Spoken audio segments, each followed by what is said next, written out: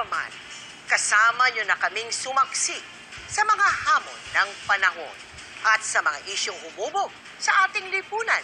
Kasama niyo kami sa bawat tagumpay at kaagapay sa anumang sulok ng daigdig. Dahil mula noon hanggang ngayon, hindi nagbabago ang aming panata. Hindi kailanman iniwan ang pinagmulan. Nananatili ang aming paninindigan. Para sa patas na pagbabalita. Para sa katotohanan.